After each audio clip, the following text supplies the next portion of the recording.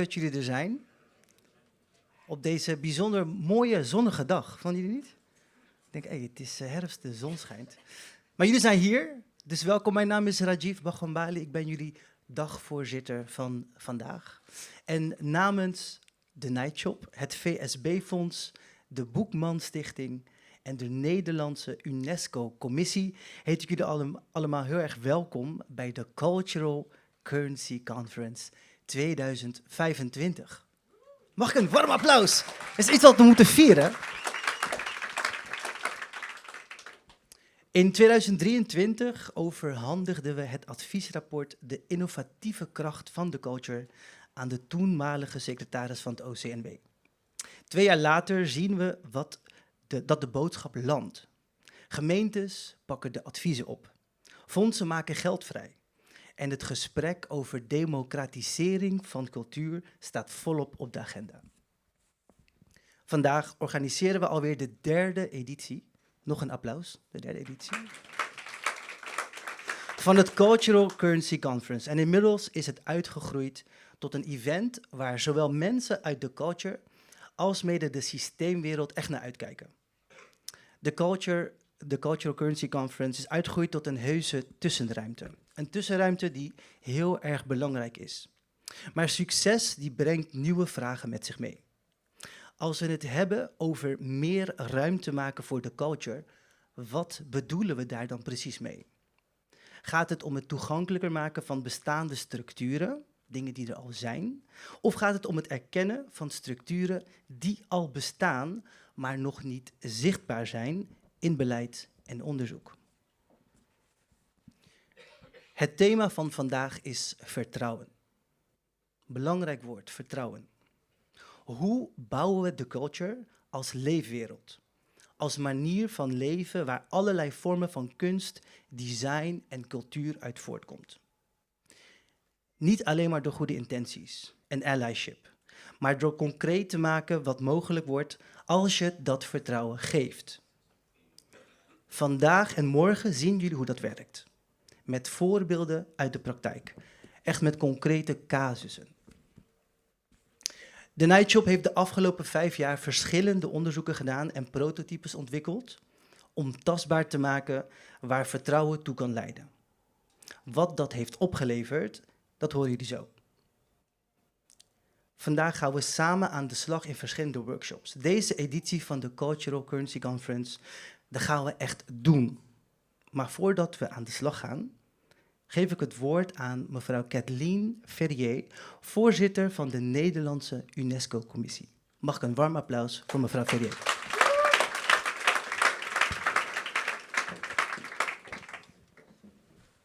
Dankjewel. Dankjewel, Rajit. Geweldig. Beste mensen, geachte aanwezigen, overvolle zaal. Wat bijzonder om hier vandaag te mogen zijn bij inderdaad, Rajit, alweer de 3e aflevering, mogen we zeggen, de 3e editie van de Cultural Currency Conference. Namens de Nederlandse UNESCO-commissie heet ik u natuurlijk van alle hartelijk welkom. Maar belangrijker nog dan dat wil ik beginnen met een woord van oprechte dank. Aan Malik, Mohammed en het hele team van de Nightshop, die met zoveel toewijding, verbeeldingskracht, deze conferentie opnieuw tot leven brengt. En zie hier het resultaat. Aan de Boekman Stichting, het VSB-fonds en de andere partners die dit gesprek al 3 jaar lang ondersteunen. Want het is niet vanzelfsprekend dat deze ruimte er is. Een ruimte waarin de culture niet slechts een onderwerp van gesprek is, maar waar de culture aanwezig is, leiding geeft en richting geeft aan het gesprek. Als UNESCO Nederland zijn we hier vandaag vooral om te luisteren, om te leren en om te delen waar wij zoal tegenaan lopen in het streven naar gelijkwaardige samenwerking. Zoals zo net al gezegd, 3 jaar geleden werd het advies onvervangbaar, de innovatieve kracht van de culture. En ik kan het niet helpen, iedere keer als ik die titel zeg. Jullie weten hoe dat geschreven is, hè? Onvervangbaar.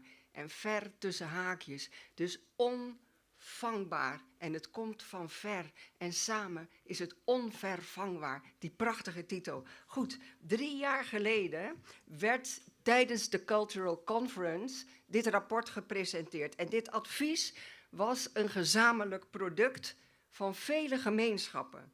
Van kunstenaars, onderzoekers, waaronder ook de Nightshop. En de kern van ons advies liet aan duidelijkheid niets te wensen over. Het huidige Nederlandse cultuurbestel, sterk gericht als het is op instellingen, sluit niet meer aan op de werkelijkheid van vandaag. Want culturele waarde ontstaat steeds vaker in ecosystemen en in gemeenschappen, in bewegingen en in netwerken die zich niet in hokjes laten vangen. Die vormen van cultuur krijgen nog steeds te weinig ruimte en erkenning. En dat is onacceptabel, want het is onrechtvaardig. En daar komt bij dat het creatieve en maatschappelijke kapitaal van de culture hard nodig is om een structurele aanpak mogelijk te maken van grote vraagstukken van onze tijd, waar we allemaal mee te maken hebben, zoals het gebrek aan sociale cohesie, afnemend onderling vertrouwen, het versterken van de veerkracht van mensen en gemeenschappen en de grote vragen op gebied van duurzaamheid. Maar gelukkig zien we ook verandering, want sinds dat advies er is er lokaal beleid ontstaan dat zich expliciet richt op de culture.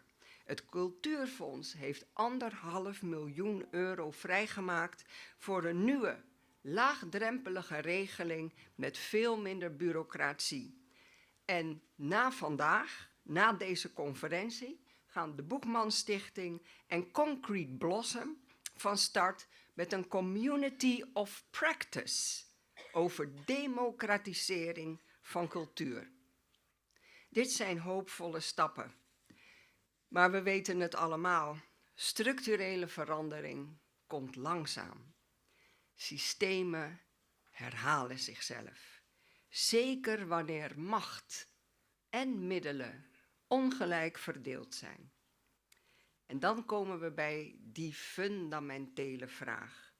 Hoe faciliteer je een werkelijk gelijkwaardige relatie tussen de culture en de systeemwereld? Hoe werk je samen op basis van wederzijdse expertise in plaats van op hiërarchie van kennis en van middelen? Die vragen vormen het hart van onze zoektocht. De schrijver Leopold Lambert geeft ons een lens, een scope, om hierover na te denken in een prachtig beeld wat ik vanmiddag met jullie wil delen. En dat is het beeld van de suitcase carriers. Hij baseert zich in zijn boek Les Porteurs des Valises, een boek over een netwerk van Franse intellectuelen en kolonisten die tijdens de Algerijnse onafhankelijkheidsoorlog, die duurde van 1954 tot 1962, die mensen vervoerden documenten, geld en wapens, die smokkelden zij voor de Algerijnse verzetsbeweging. Deze mensen, deze suitcase carriers, steunden de strijd zonder eigenbelang of zonder erkenning te zoeken. Zij namen risico's, ze accepteerden de consequenties. Zij konden zichzelf relativeren en stelden niet altijd hun eigen agenda en belangen centraal. Lambert vergelijkt dat met hoe we tegenwoordig vaak praten over allyship. En allyship, dat is het actief ondersteunen van gemarginaliseerde groepen, ook als je er zelf niet deel van bent. Hij stelt dat dit allyship vaak tijdelijk, individueel en symbolisch is, terwijl de suitcase carrier structureel, collectief en dienstbaar handelt. En daarin zit een wezenlijk verschil. Die vergelijking dwingt ons tot zelfonderzoek. En als wij als UNESCO Nederland dat doen, dan zien wij dat ook wij onderdeel zijn van een systeem. Een systeem dat veiligheid, middelen en legitimiteit biedt. Wij lopen zelden risico's. We kunnen steun stopzetten zonder dat onze positie op het spel komt te staan. Dus de vraag is, wat betekent het om als systeempartij geen ally te willen zijn, maar een echte bondgenoot, een suitcase carrier? Dat betekent risico's durven nemen. Het betekent luisteren, tijd nemen voordat je handelt. Het betekent ruimte maken en een stap naar achteren zetten om anderen op de voorgrond te kunnen plaatsen. Het betekent vertrouwen geven, zonder voorwaarden. En het betekent om te willen verliezen. Macht, gemak, controle. Om samen te kunnen winnen. Gelijkwaardigheid, geachte aanwezigen, laat zich niet decreteren. Ze ontstaat pas als we bereid zijn ons eigen systeem te bevragen. En als we partners zien als mede-architecten van beleid. En niet slechts als uitvoerders of adviseurs. Als ik dan terugkijk op de afgelopen 3 jaar, zie ik dat ook wij, UNESCO Nederland, veel geleerd hebben. Maar het gaat natuurlijk altijd veel te langzaam.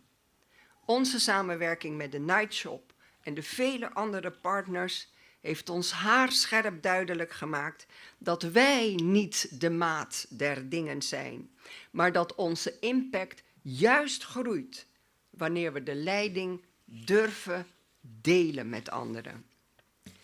De komende jaren willen wij die samenwerking verder concretiseren en uitbouwen. En dat is geen eenvoudige opgave. Maar het is wel, en daar zijn wij van overtuigd, het is wel de enige manier om onze UNESCO-missie, het beschermen en waarderen van alle vormen van cultuur, geloofwaardig te blijven uitvoeren. Vandaag, deze prachtige middag, is een kans om het maatschappelijk gesprek hierover verder te brengen. Om te luisteren naar elkaar, elkaar te bevragen, te botsen, de verschillen van mening, maar vooral ook om daardoor te bouwen. Ik nodig jullie allen vandaag uit niet alleen te denken over gelijkwaardigheid, maar om onbevreesd te oefenen in gelijkwaardigheid. Stel jezelf kwetsbaar en bescheiden op. En het zal een verrassende en verrijkende middag worden. Dat beloof ik je. Dank je wel.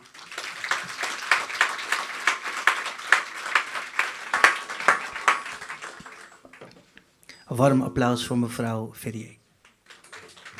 Dank u wel. Inspirerende woorden. Dank u wel. Dank u wel. We gaan verder. Team Nightshop heeft de afgelopen jaren flink wat geëxperimenteerd. Zo ontwikkelden zij prototypes die het midden houden van fashion en de circulaire stad. ABI 2.0, de Culture Traineeship, die tonen wat er mogelijk wordt als je cultuur en plek niet als gescheiden domeinen behandelt, maar als 2 zijden van dezelfde medaille. Want cultuur ontstaat niet in een vacuüm. Het ontstaat op plekken in en tussen mensen. Het overkoepelende thema van de 3e conferentie is de innovatieve kracht van de culture. Aan de hand van deze en andere prototypes neemt Malik jullie mee in de wijze waarop deze innovatieve kracht bijdraagt aan het toekomstbestendig maken van onze steden.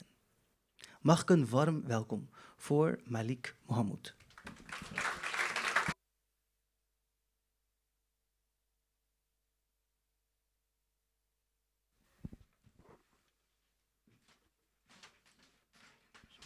Applaus voor Rajiv.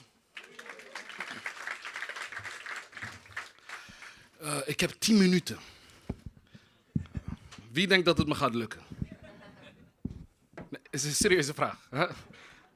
Wie denkt dat het gaat lukken? Of misschien, mensen hadden al antwoord gegeven, maar ze hadden zoiets van... Oké, nee, ik ga mijn best doen om het binnen de 10 minuten te houden. Het is een uitdaging, want dit zijn gewoon keynote speeches. Ik ben ook in te huren voor keynote speeches, dus als het te snel gaat en je denkt, even terug, dan zou ik zeggen, nodig ons uit. Kathleen, super bedankt. Dit gaat allemaal nog niet af van mijn 10 minuten. Want ik wil ook nog een shout-out, een hele belangrijke shout-out geven aan de gemeente Rotterdam. Zonder gemeente Rotterdam was het ook niet mogelijk. Dit is onze main partner in de tussenruimte. We experimenteren al jaren en krijgen rugdekking van ambtenaren die een hoop barbatruc moeten doen om ons werk ook mogelijk te maken. En nou gaan we beginnen. Ja. Even een kleine reactie op de woorden van Kathleen. Oprecht shout-out ook dat je dat voorbeeld van de suitcase carriers gebruikt. Want dat is een superbelangrijk punt.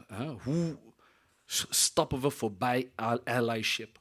Hoe stappen we voorbij representatie, tweedimensionale representatie? En hoe gaan we naar echte bondgenootschap? En dat vraagt om vertrouwen. Dat leidt tot democratisering. Thema van de tweede dag. En wat we daarvoor nodig hebben, is de innovatieve kracht van een culture. En ik ga jullie in een aantal slides meenemen in hoe die innovatieve kracht van een culture eruit ziet en hoe het in onze beleving kan leiden tot een democratische stad.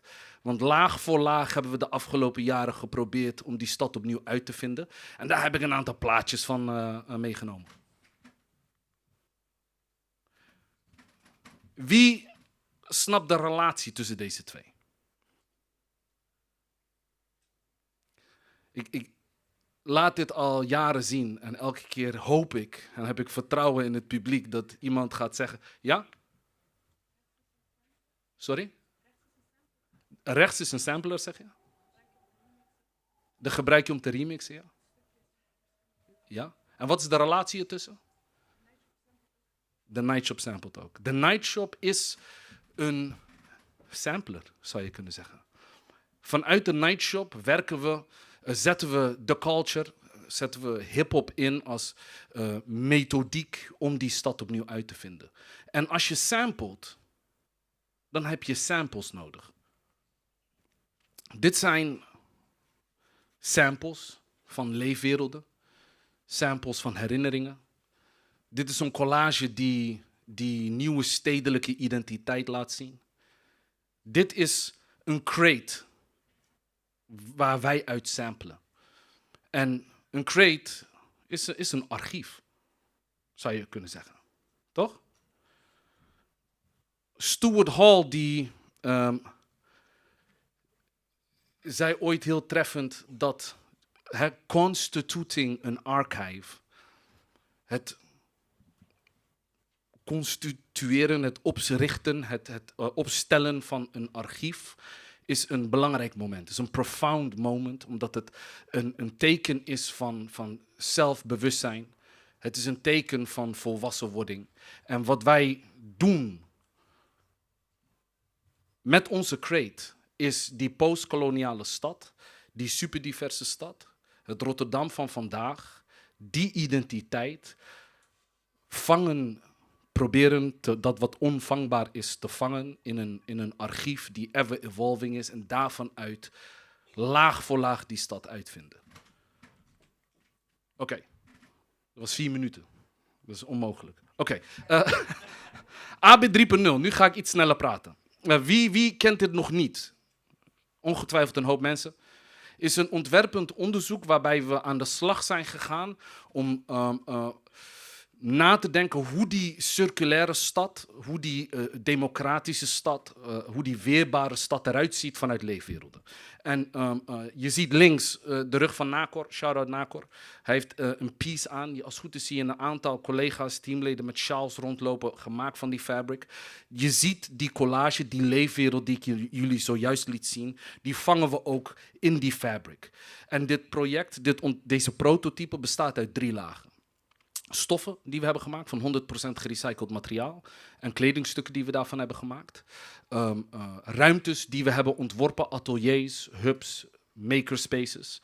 En een 3e laag is een ecosysteem. We hebben in kaart gebracht wat het zou kosten om van alle kleermakers in Rotterdam 1 circulair ecosysteem te maken.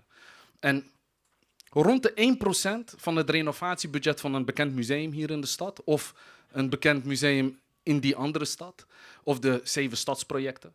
En dit is een voorbeeld van hoe wij aan de slag gaan vanuit die leefwereld. En de tussenruimte komt ook zo nog aan bod. Even wat cloud pictures. Ik was, de koningin die stond een paar weken geleden tijdens Dutch Design Week, shout-out Dutch Design Week, bij deze installatie. Ze heeft een bestelling geplaatst van 100 miljoen, gazillion. En onderin zie je programma van PONT, Publieke Ontwerppraktijk. Is een rijksprogramma waar ze werken aan die responsieve overheid. En helaas, maar het is ook wel fijn, als wij daar zijn, brengen we te veel flavor. Heel veel energie. Want het is best wel een suffe bedoeling als je de hele tijd praat over systeemverandering. En zonder dat het echt gaat over mensen. Zonder dat het gaat over echte dingen. En de impact was daar. Ook daar hadden we de zaal op zijn kop gezet. Bovenin zien jullie ons schooltripje samen met het UNESCO-team, hoofdkantoor UNESCO.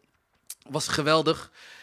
Soms besef ik niet wat voor gewicht UNESCO met zich meedraagt in bepaalde werelden. Het is niet per se mijn wereld.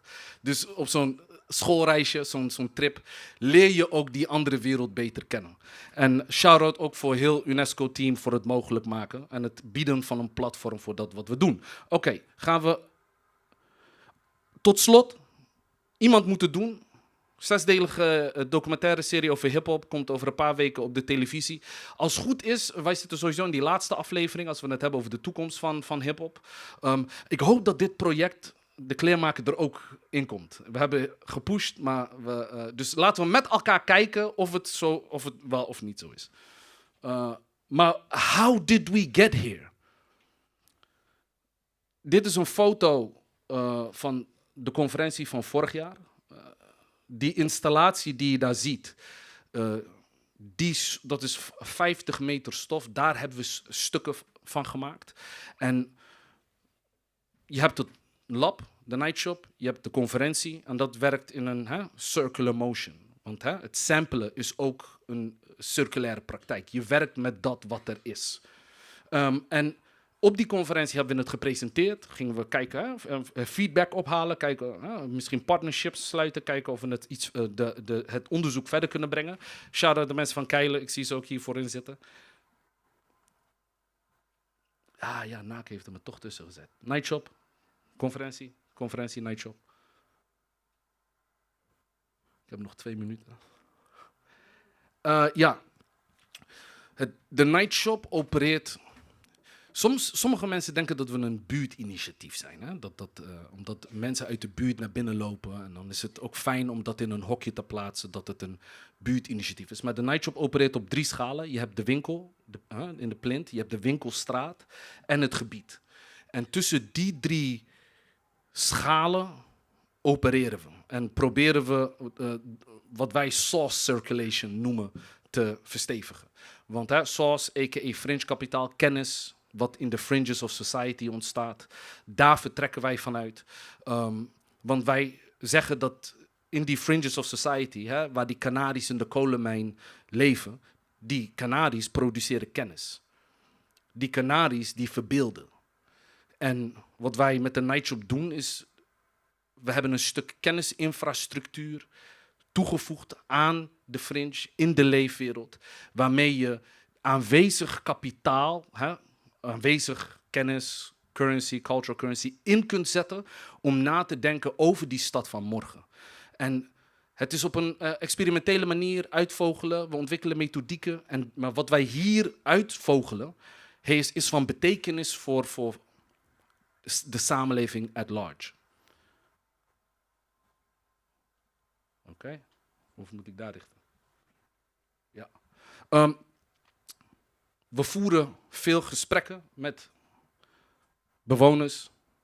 Dit is wat we vorig jaar hebben gedaan. Gingen we met verschillende ongoing conversation met buurtbewoners, communityleden, de drerries die een buurthuis willen, een damescollectief die een ruimte voor reflectie, meditatie. En mensen komen naar binnen op een gegeven moment met allemaal opdrachten. Jullie moeten dit doen, jullie moeten dat doen. En omdat die vanzelfsprekendheid daar is, mensen vertrouwen ons, omdat we die leefwereld weer spiegelen. Je begint niet vanaf een nulpunt. Er is een bepaalde mate van identificatie, herkenning, die ervoor zorgt dat je makkelijker kunt schakelen met elkaar. Maar wat als we gaan even terug, die winkelstraat ook een sampler zou zijn? Wat als niet alleen wij, maar wat als ook de kleermakers op een circulaire manier zouden opereren? Mijn oudje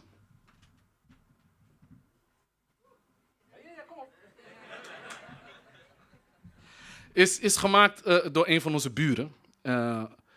En dat was het 10 minuten. Nog 5. 2, oké. 2. Ik ga heel snel. Keynote. Mapping. We hebben niet alleen de Schiedamse weg gemapt, we brengen het in kaart. We voeren gesprekken met mensen. We maken graphs. En dit is de binnenweg. Dit is, volgens mij is dit 4 ambacht alweer. Dit is eigenlijk heel West. En Kathleen benoemde in haar speech dat als we het hebben over die cultuursector, dat we, ik parafraseer, voorbij het paradigma van cultuurinstellingen moeten denken.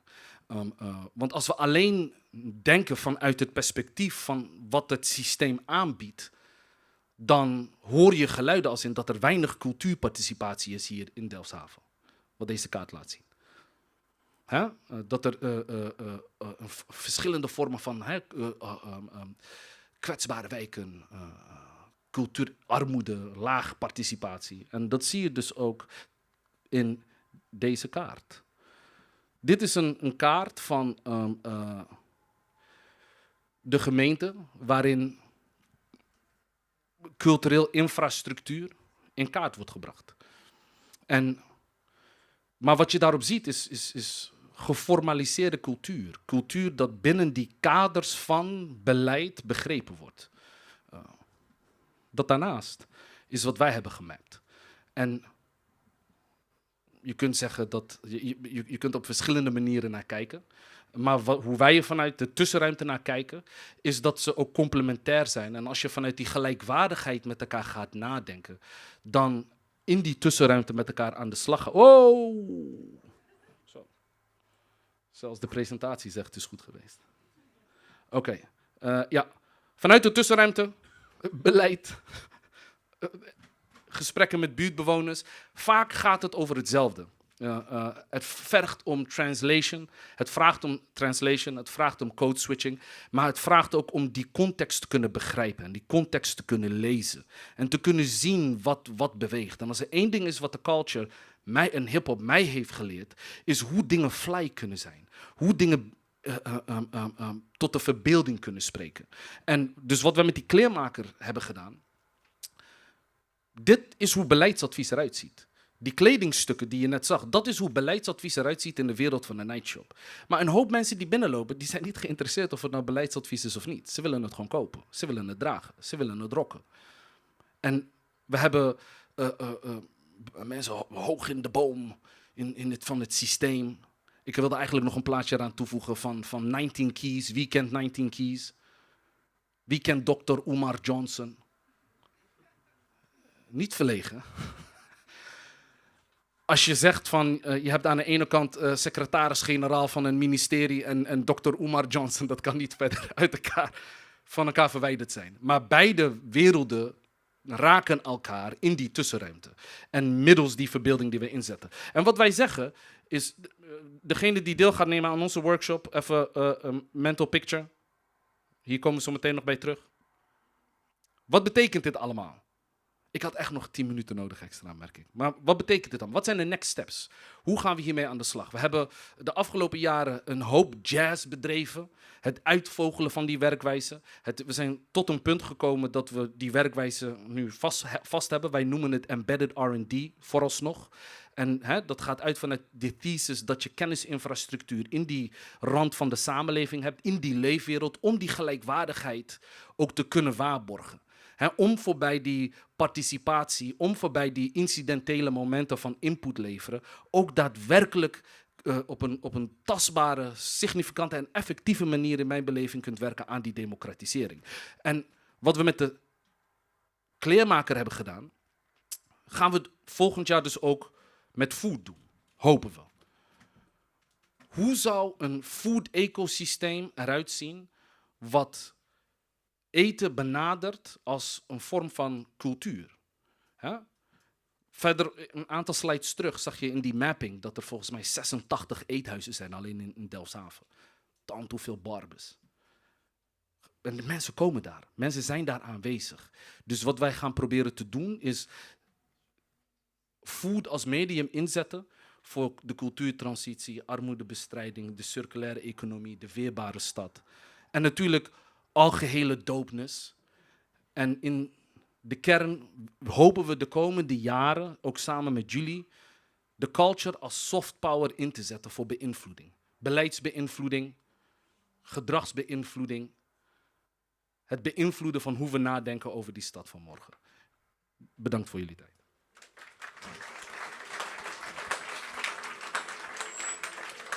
Dankjewel, Malik. Maar 5 minuten over tijd. Is oké, is oké. Is een soft power die heeft, hè?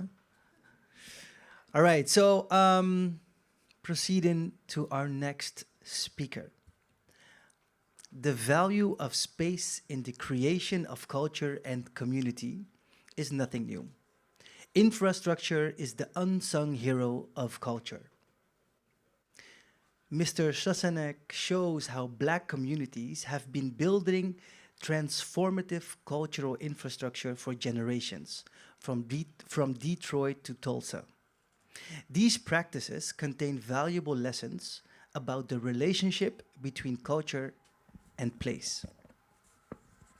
Segregation by design reveals patterns we also recognize in the Netherlands, how spatial planning, subsidy systems, and cultural policy interact in ways that make certain forms of cultural production visible and others invisible.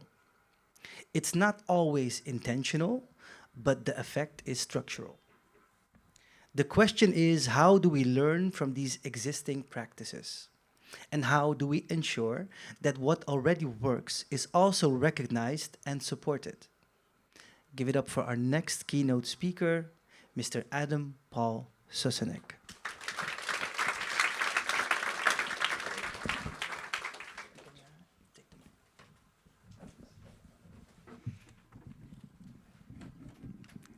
Thanks. I'm not quite as tall as the Dutch folks, so thank you very much. Thank you very much for that introduction, and thank you, Malik, for having me. Very happy to be here. This is my third time at the Cultural Currency Conference. I'm very excited to see how it's grown. It's gotten bigger every time. It's fantastic. So, as I said, my name is Adam Paul Susnick. I started the project Segregation by Design, which the aim is to document how highways, highway construction, and urban renewal have been used to divide and cut up American cities. And how these projects, in particular, targeted non-white communities, Black communities, Hispanic communities, targeted these communities for destruction using infrastructure projects. And when I say destroy, there we go. When I say destroy, I don't just mean the residential, but also, critical to this conversation, the commercial corridors, the cultural corridors, the Winkelstraats that really anchored these communities. So while these Winkelstraats historically, and I'll just be discussing two in this presentation, while they may be gone, they're demolished, their cultural products very much live on. And not only do they live on, in some cases they are considered cultural canon. They're in the Library of Congress, they're celebrated. I'll get to that. So starting, well actually just a bit of an overview of segregation by design. So I'm doing a PhD in urban planning at TU Delft. And this is very much related to my project. It, again, is overviewing this history. And I make quite a lot of use of historic aerial photos, historic photography in general, because the point of this project is very much to show and not necessarily to tell, although I am up here talking, but feel free to pay attention more to the pictures. And the intent is really to show where this happened, show how this happened across the entire country. These are some of the cities I've covered so far, and again, in this presentation, I'm going to be looking at two, which is Detroit and Tulsa. I got to point it at the laptop. So, starting in Detroit, I'm calling this case study Extracting Cultural Currency. So, Hastings Street, seen here, was the main commercial drag through the heart of the black community in Detroit. This is 1959, and this was very much in the vein of the Winkelstraat. It was a self-contained ecosystem. There were businesses, restaurants, everything in between. And this photo here is actually an album cover from one of the most famous residents to come from here, John Lee Hooker, who's really sort of started the Detroit blues, which very much had its origin on this street. And you can see it is no longer there, but so that's the same church. Now it's a highway.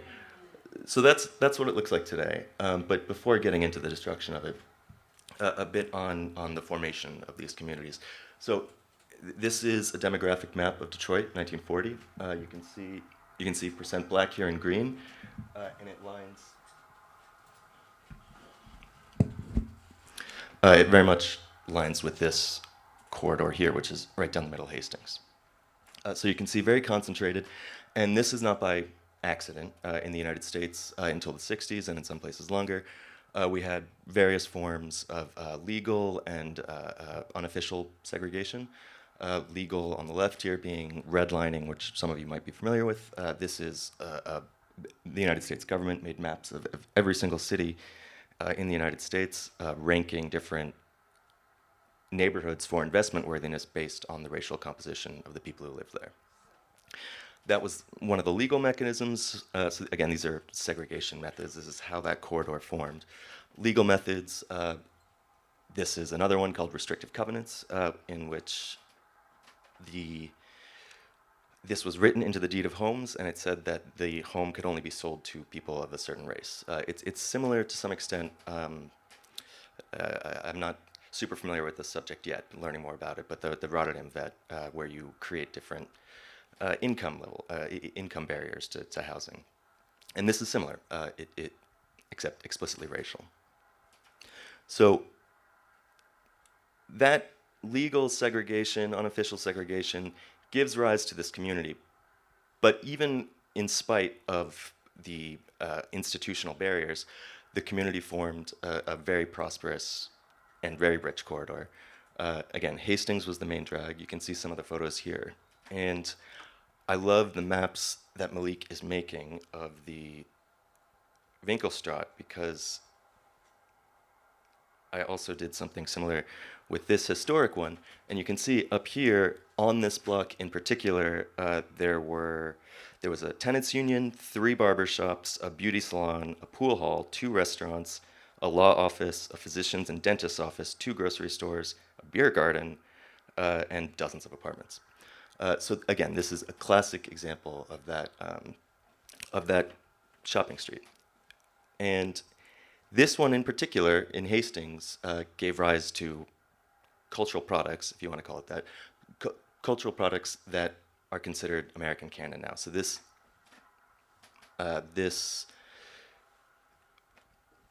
record store where they're standing outside of, Joe's Records, was one of the main commercial anchors of the corridor, and it's actually where Aretha Franklin recorded her first album. So Joe Van Battle, seen here, gave rise to many musicians who are considered canonical in the blues now. And you can see there's a young Aretha Franklin on Hastings, and I got some really excellent color photos from the time. Yeah, that's from '59, I believe. Oops. I think we're missing a couple slides. The destruction ones, sorry. Well, this is a highway now.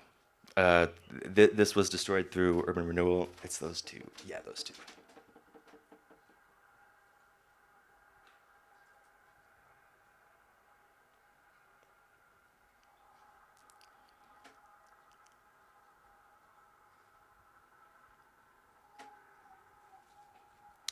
You know, I'm trained as an architect, so I prefer to communicate through pictures.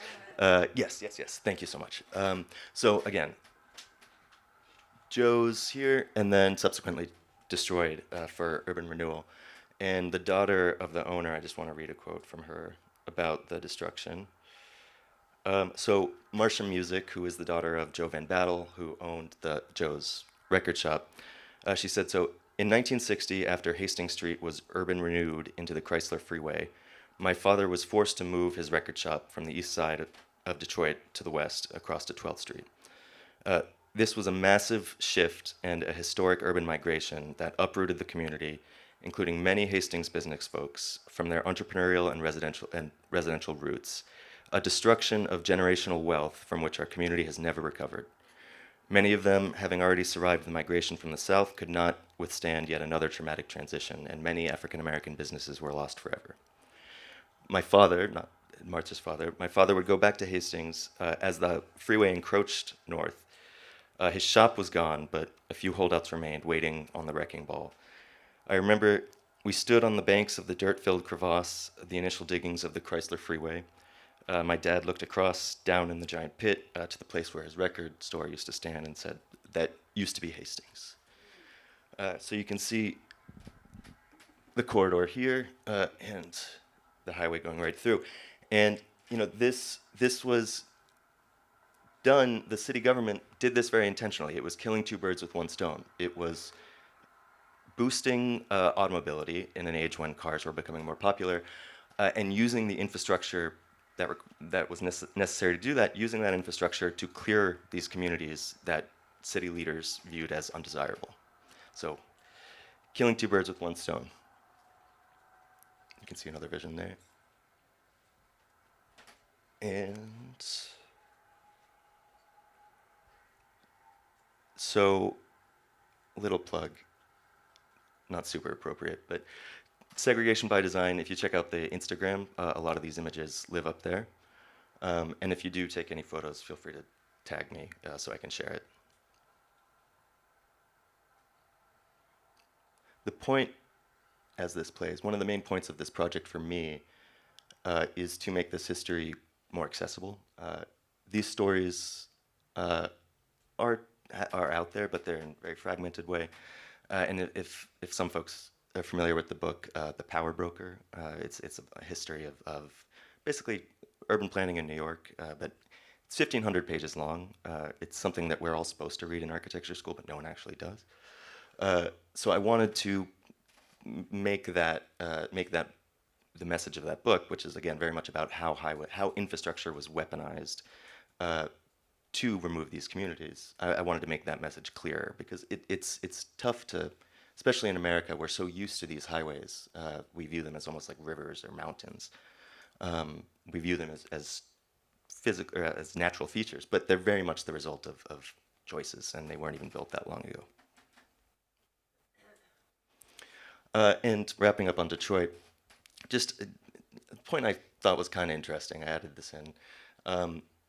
The official entry for Aretha Franklin in the Library of Congress mentions the church she grew up singing in and living in Detroit both the church and the house are gone. You know, they've been demolished. And this is her entry in the Library of Congress. So that's cultural canon, basically. That means you're in the government record as being culturally significant. But the house is gone, you know, and here, Elvis's house, 35 years later, is still there. So it's just an interesting juxtaposition. So moving on to the next one. Wrapping up that really quick, the point is cultural appropriation. You know, right? They destroyed it, but then we still obviously Aretha Franklin is cultural canon. So I've talked with Malik a lot about like Capsalon. You know, I haven't lived here that long, so I'm not. Been about 2.5 years or so, but Capsalon as being something that's come from the Winkelstraat in Rotterdam and then been appropriated.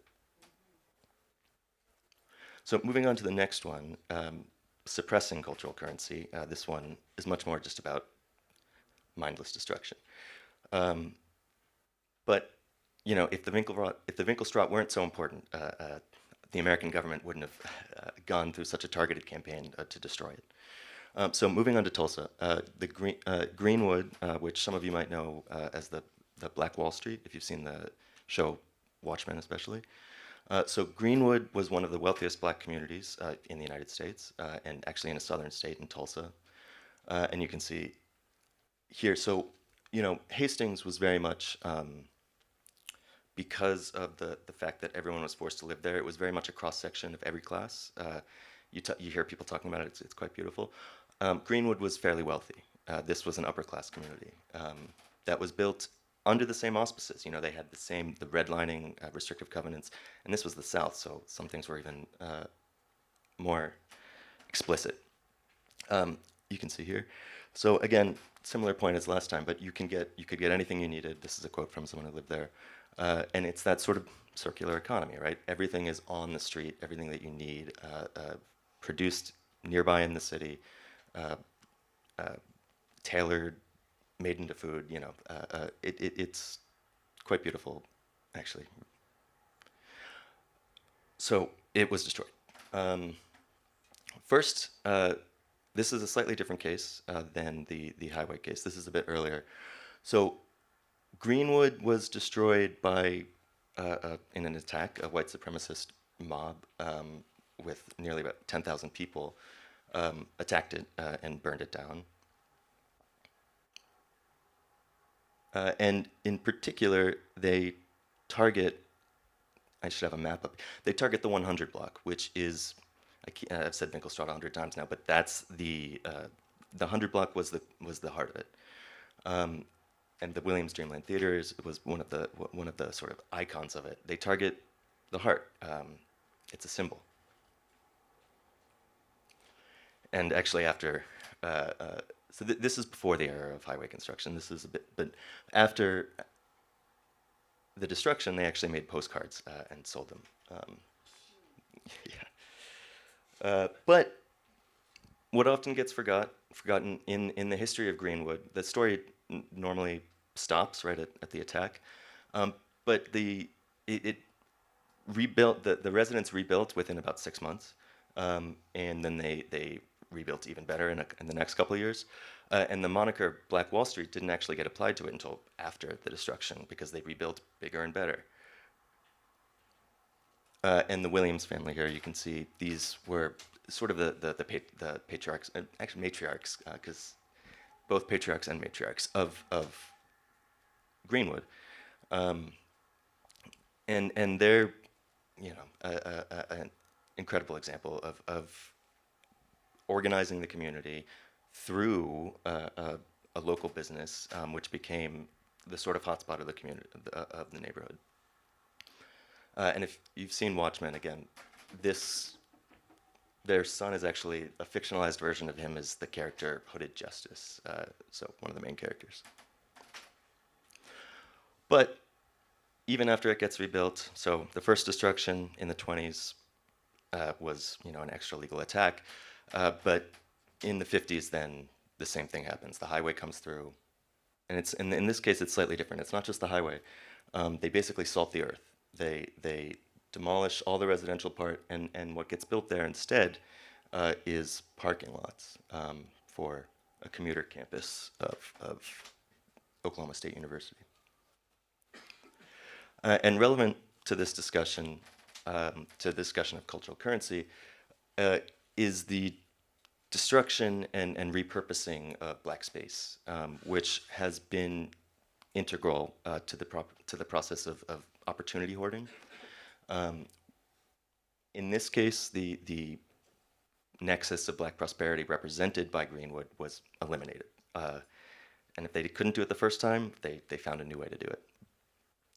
The neighborhood's homes and businesses were destroyed, and the land was literally covered in asphalt.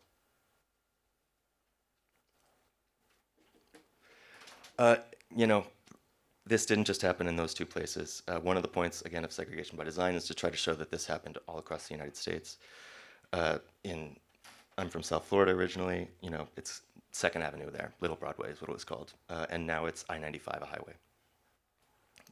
So check out the project, segregationbydesign.com or Instagram, and you can see some of these. And I'm going to try to end on a slightly more positive note. There are some efforts to try to reverse this. You know, it's stalled now that there's the new government.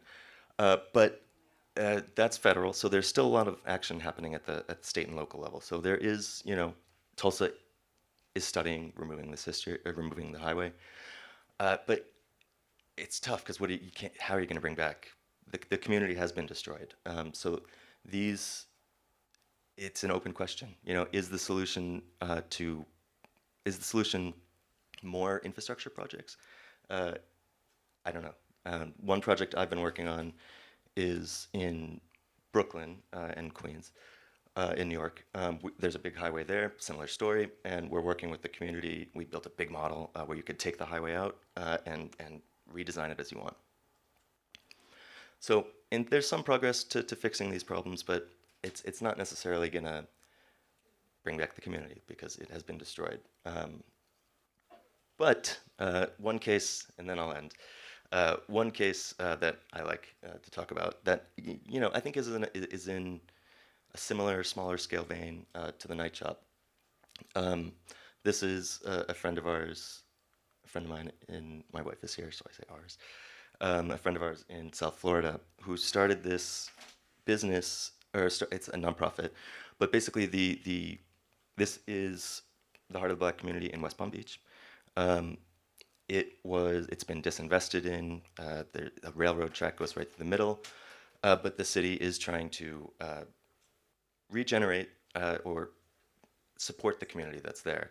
And one of the ways they've done it is they have built. It's a very poor community now because of all of these layers of segregation and history. But so they're building commercial spaces and renting them renting them very cheaply to local businesses and providing them a space to create that culture, you know. And I love this example because it's so much fun when you actually go there. And she's done an incredible job. So I'll end there. No, one more thing. I love what the Night Shop is doing because, you know, the first step to protecting these spaces is recognizing them. Is recognizing the relationships of the Winkelstraat, of the street, that it itself is an institution that produces culture. The recognition is the first step to protection, and not just protection, but thriving. So I'll end there. Thanks very much.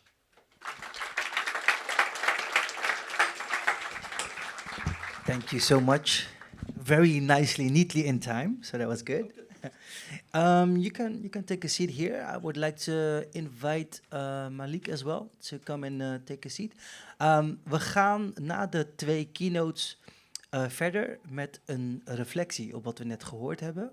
En daarvoor zou ik heel graag mevrouw Munga Nyende willen uitnodigen om het woord te nemen. Can I have a big hand for Miss Munga Nyende? Nou, mevrouw. I'm a baddie. But mevrouw will do. Thank you so much for having me. Welcome to this amazing new edition of the Cultural Currency Conference. We're going to have this conversation in English. You know, a special for you, Adam. But if there's something that you didn't quite catch or understand, please raise your hand so we can translate it in the language that best fits you, because we have a lot of languages in the room, right? Welcome, Malik. Welcome back. How do you feel after your talk? Thanks for the presentation. Was another hand of applause for Adam and for Munganyende, please. It's a sense of relief when the event actually happens, because it's the build-up, the production towards an event as this can be quite stressful. It reminds me of this interview with this MMAer, cage fighter, and it really stuck when he said it's the training camp leading to the fight that's the most stressful, but the fight itself is a sense of release. So I'm feeling a sense of release. How about you, Adam? I would say similar, especially I'm a bit jet lagged. I flew in this morning. I don't know if folks are following the news, but air traffic's about to fall apart in the United States, so I got out right at the right time. Trump almost shut down the He's cutting JFK, right? Yeah, he's cutting 10% of all air traffic, and yeah, you better believe JFK is going to be the one that gets targeted the most. New York. I'm feeling great though. I added the positive note at the last minute because I didn't want to end on such a bummer. Thank you for that. I also ask how the both of you are feeling, because I feel like with conferences, the thing is that we sometimes sort of try to pretend to be in this vacuum in the world when we're not. We exist in the context, and this is also what your work is all about, Malik. It's always dangerous to start with you, but I'm gonna start with you. But try to keep it short and sweet, right? Yeah, I know. But I'm gonna start with part of my own reference and my own relationship to your work. Because in 2019, you called me and invited me into a publication, Where Does Culture Happen? And it was a publication, if I remember correctly, it was by Tent Rotterdam and Tate Modern, right? So that was interesting to me. And the reason why it was interesting is because I was fairly new to the cultural ecosystem at the time. But little did I know that little world of design that you played a big part in introducing me to, and I'm always about giving flowers, would become the single most important part of my practice, with the first being writing. So fast forward to now. Many of us share this type of story where we walked into the night shop, we walked into Concrete Blossom, and working within this space and working with Malik and the ecosystem of the night shop really sort of teaches us that the cultures that we grew up being a part of are and can be considered culture in the broader sense of the word. And so this is the question that essentially, where does culture happen, answers, right? But speaking of where does culture happen, Malik, you are a big brain on a small playground, I feel. You've talked about the hood, fringe, and coexistent realities for the better part of the past 10 years. And yesterday, I think you said, waar wij op voortborduren komt niet uit een vacuüm, maar bestaat al langer. Which translates that what we built from is rooted in existing realities at the night shop. The social relationship and qualities we rely on have long been in place. But as a big brain on a small playground, and I would like you to give me some pushback here, but still, as a big brain on a small playground, why focus on the hood? Why not the city, the country, the globe? I'll try to keep this as concise as possible. It's a strategic choice to position our practice in the fringes of society. As I mentioned before, to use the metaphor of the canaries in the coal mine, those canaries produce knowledge, those canaries produce culture, have imagination. So I think it's a strategic choice to embed our practice in that context and work from that point on. And I really think that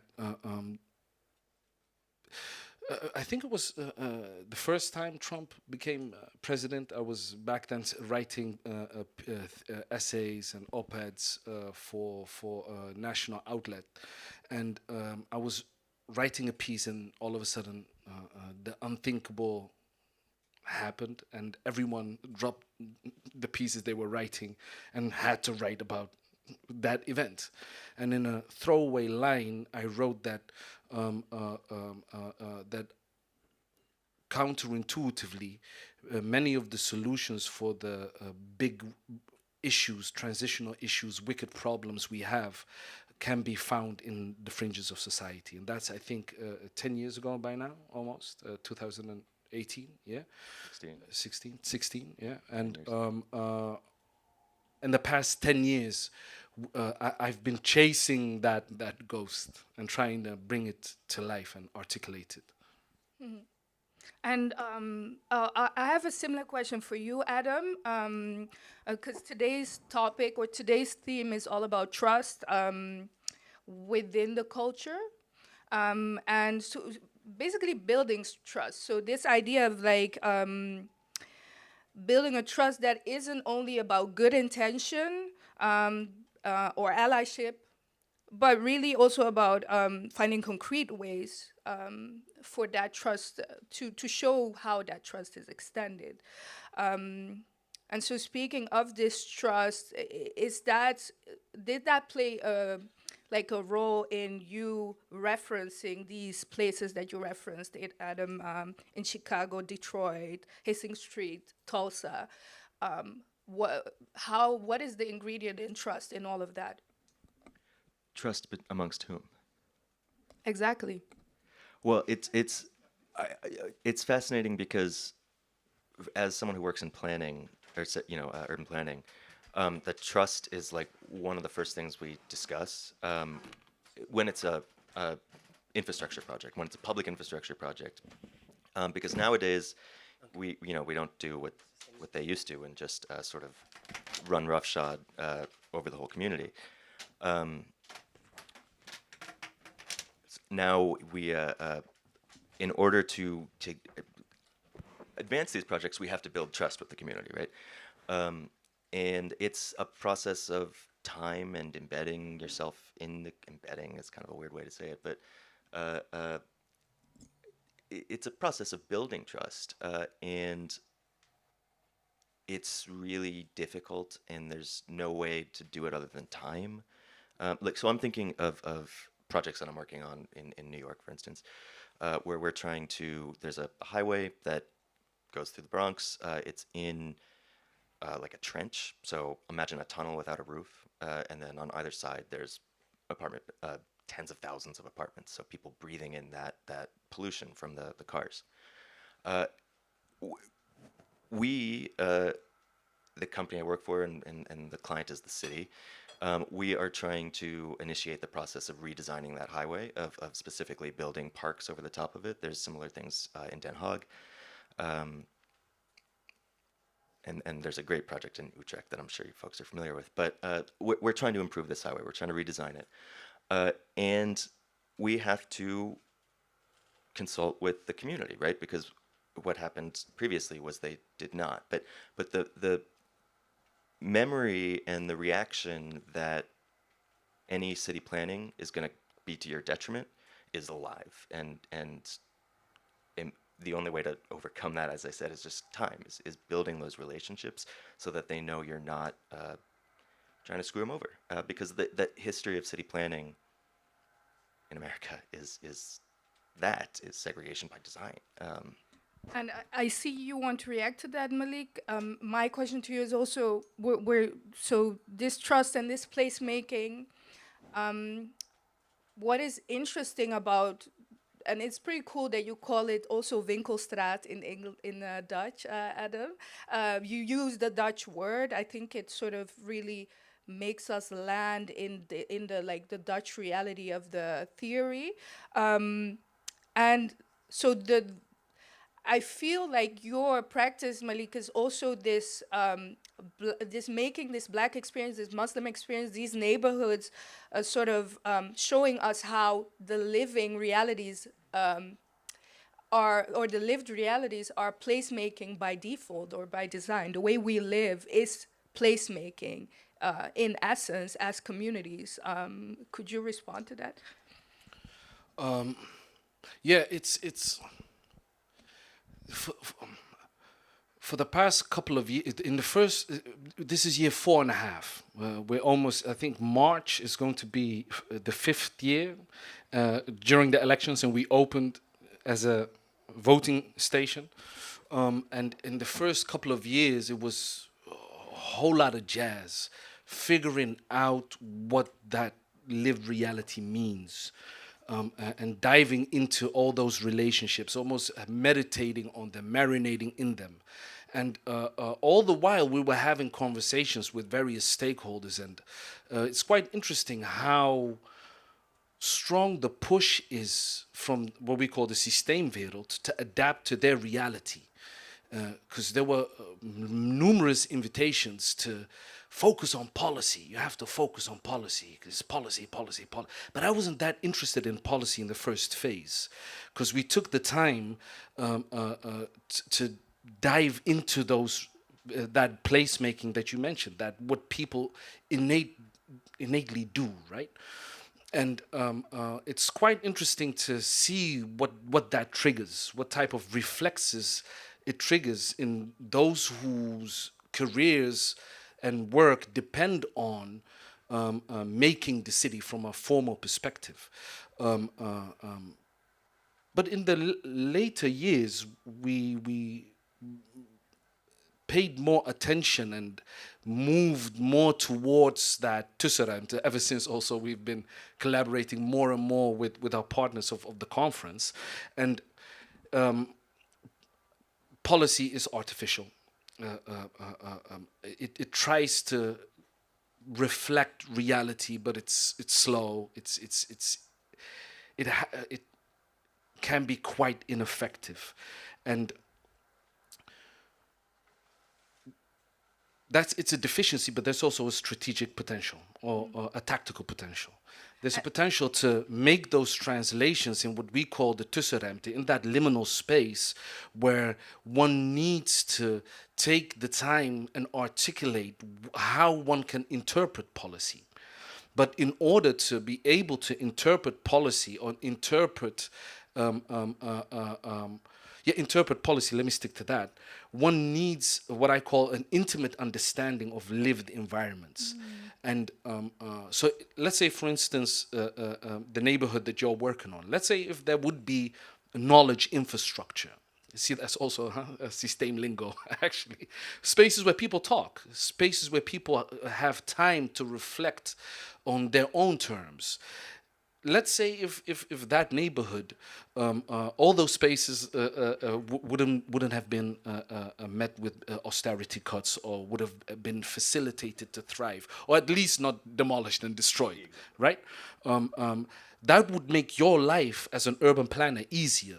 That cuts time at least in half, because there's already a body of knowledge and relationships that has been cultivated. So I think, no, let me stick to that. That's what I actually meant within the presentation, the urgency to have infrastructure, knowledge infrastructure where imagination circulates. And where better than to use culture, a cultural field that is stuck in a past paradigm. And who's familiar with the news from the fringe news things we make? in one of the movies, Aki and I work very hard on those movies. Shout out Aki as well. Is we tried to put forth an alternate idea of a reality of a cultural sector, where food, the production of food, the knowledge of fermenting food is considered viable and credible form of cultural production and participation.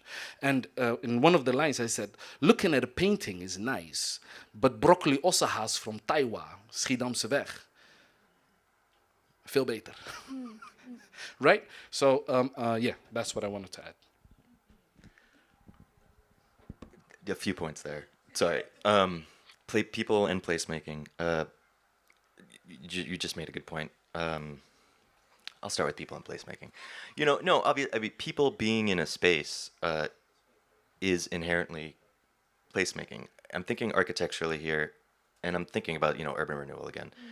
And I like the term the Winkelstraat because it does also conjure an architectural image of a bunch of storefronts with apartments over them, right? And like a nice street. But the point is that the buildings are all open onto the sidewalk, open onto the street. They interface with the human element. Versus what was built, so that's what was destroyed often in America, and then what was subsequently built, and there are examples here. You know, I'm not just bashing modernism as a whole, but there's like the Hofplein, I think is probably a good example. The tower that meets the ground with like a driveway and a bunch of concrete walls. You know, obviously there was a train station there before, and I know Rotterdam is a different context because of the war.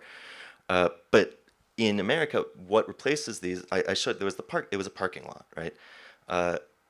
Or in a lot of cases, it's these postmodern buildings or modern buildings that just, again, meet with a wall, with a facade. And that's intentional, because the point is to kill the street.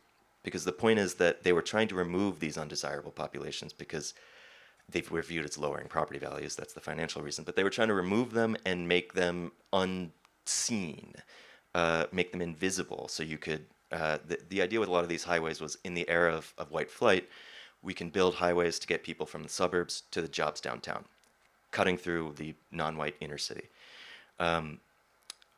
And wouldn't it be great if then when you get downtown, you don't even have to go onto the street because the street's gone. You can park in your parking garage and walk straight into your building. So it's a long way of saying that, yes, people inherently, like the bodies there are placemaking.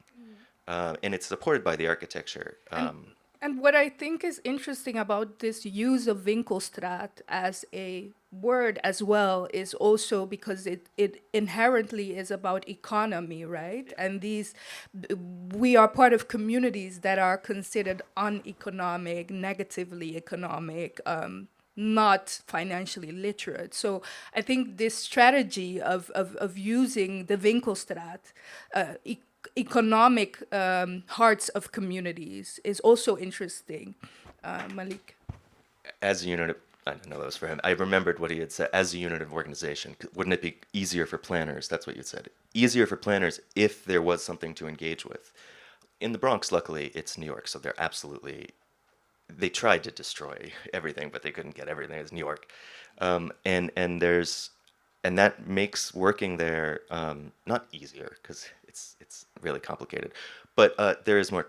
It makes it easier to build trust because there's much less power asymmetry because they have, the Bronx River Arts Center is the organization that we work with, and they have their own body of knowledge, their own building, their own space. But other cities where that didn't happen, gone. No, and so yes, if there were still those community structures, it would make it easier for us.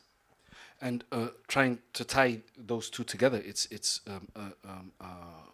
you mentioned earlier, you ended your presentation as in, and that's also the conversations we have continuously, and we are for years already, is understanding those relations, understanding what those bodies produce and where it comes from, and having the Winkelstraat. The cultuursector is an artificial construction, right? But if if I have conversations with aunties, my mom, people, when I travel, the dukan, the souk, the shopping street is where people meet. This is where people hang out, and people congregate there, and people live, and I think it's that's also the conversation we're having with Pont, that publieke ontwerppraktijk is, what can a responsive government look like, instead of operating in that one size fits all. I think the government needs the Winkelstraat. It needs, and we as a society at large need to come to terms with that. Communities and people have been governing themselves for eons, ever since, right? So what I find interesting and about touching on placemaking and what happens, where culture happens, is instead of being continuously system facing, what if we would be facing ourselves? What would and that's what we've been, from a very intimate perspective, learn to understand what it means that someone can walk into a shop in their Winkelstraat and discover things that they already knew, and by learning to view their lived environment differently and learning to see differently, that one learns to see themselves differently. Yeah. And also understanding what, and that's why I liked also thinking of the night shop as an archive. It's a space that breathes and continuously flows. So yeah, the Winkelstraat, the Dukan, the Souk is quite magical if you're willing and able to use different lenses. That reminds me of one of the essays in Where Does Culture Happen by Abondance Matanda that was titled The First Gallery I Knew Was a Black Home. And it really sort of ties in all of this. I'm going to wrap up and go to the audience I'm going to take 2 questions. I think I have time for that. Oh, 10 minutes? Yeah, we got time.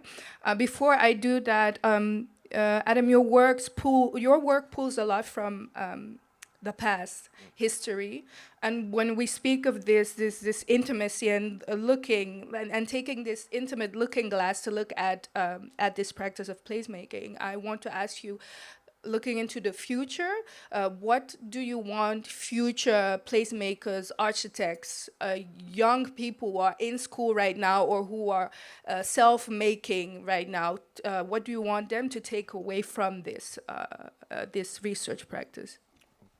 Good question. That don't take anything as a given or for granted that it is natural or that it has to be that way. Concrete can seem permanent, and it's certainly hard to remove, but it's not. It's not permanent, rather. So for young planners, don't assume that any of the systems that we have currently, especially in the United States, don't assume that any of them operate in good faith or the purpose of them is necessarily transportation or livability. I'm not saying that every single law is that way, but the institution is. A lot of these institutions are animated by animus. So don't question every environmental review law, every zoning code that is presented as if it is set in stone, because it's not. And that leads to the second point, which is the built environment is absolutely just the result of choices. It's the built environment built by people. We can all change things. It's the same point as the first one, but nothing is set in stone, not even concrete, not even stone. Thank you. And then one last question for Malik as well. It's a similar question, but from a different viewpoint. Because as I already started with, you're a big mind on a small playground, but then also you reflect back to so many of us what happens when you actually teach yourself how to play again. So actually, you're in that way you are hijacking this sort of pretension of like we're a creative community, we're an architecture community, blah, blah, blah. And you're saying, no, we're a playground. Actually, we're a playground. And we're gonna play. Let's play, because we're all playing games anyway, so let's play.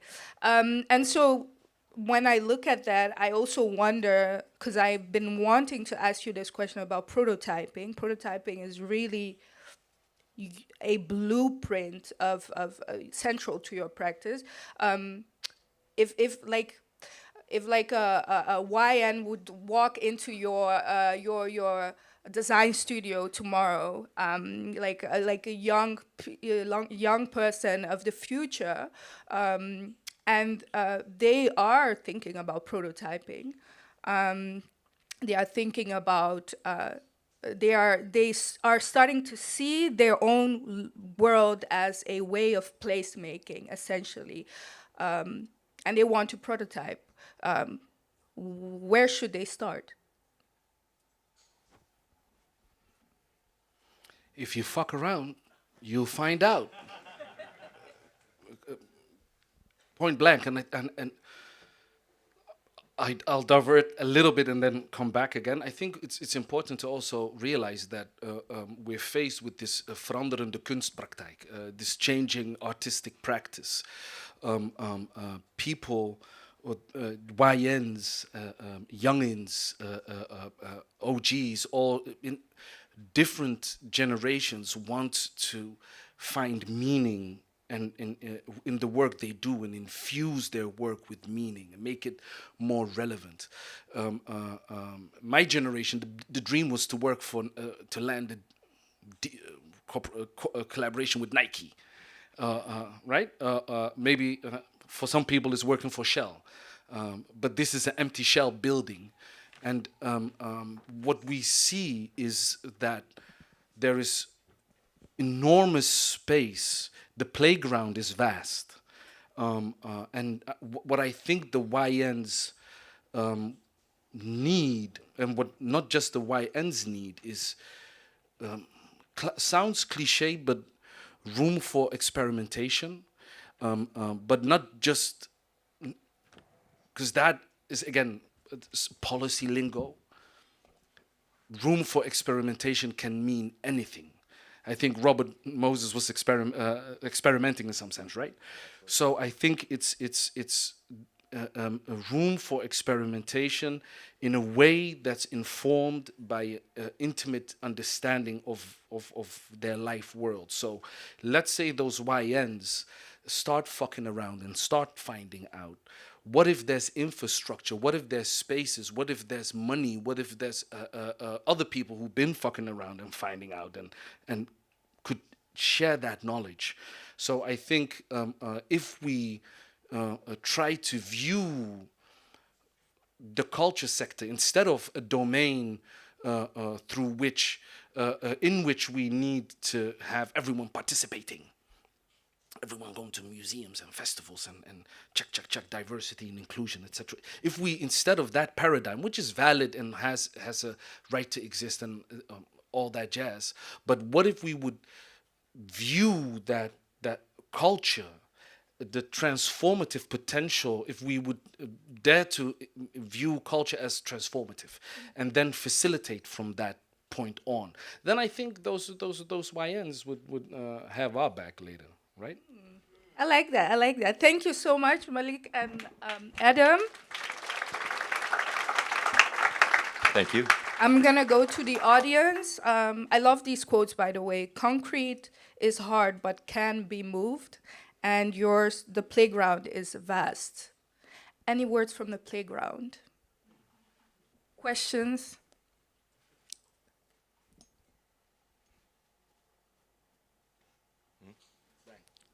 A thumbs up or a question. Yes. Yeah, thanks. I have a question for Adam. It's little bit speculative. Sure. I hope I can fit you in 10 minutes. So the hip hop story starts in Bronx, Yeah. and part of it because Bronx was impoverished by such a highway. I have a interesting question to you, and it's more, that's why it's speculative. So that actually was a very cruel creative destruction experiment, impoverishing a neighborhood that produces one of the strongest cultures we know globally right now. And my question is, what do you think about this? Wouldn't that happen if everybody's kind of happy and joyful and rich? They, well, that's an interest. Does art need misery to be produced?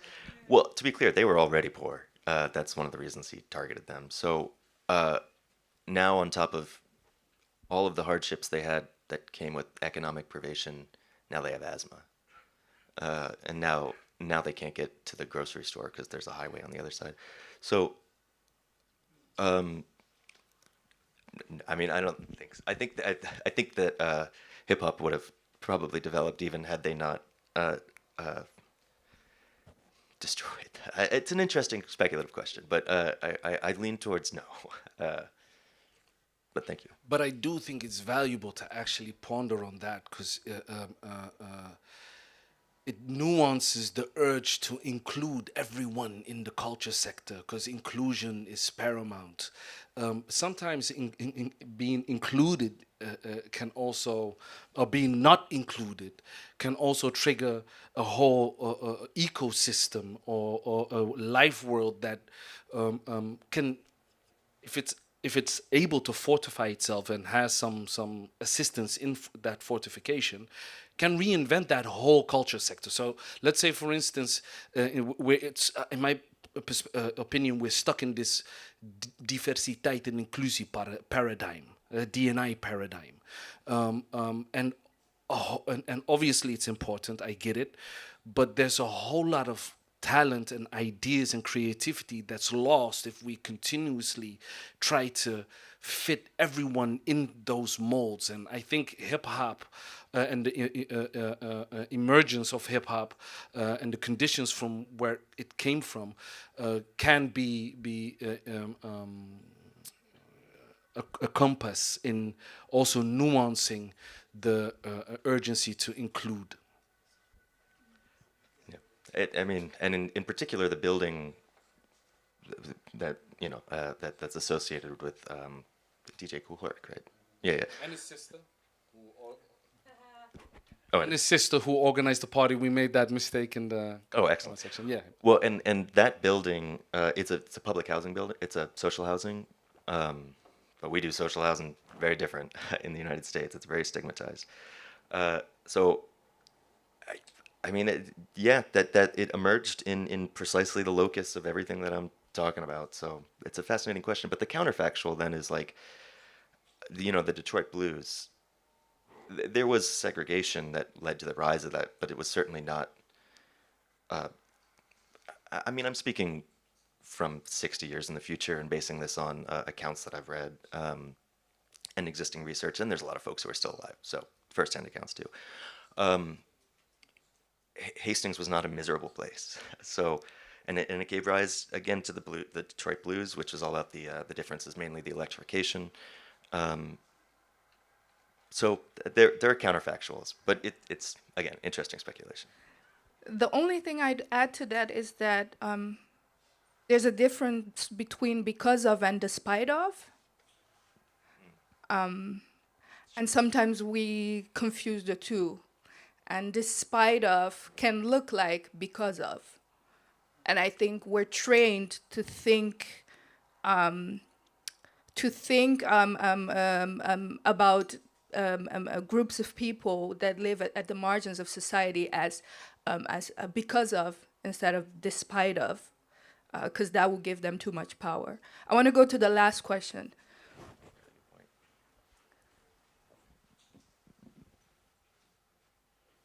Well,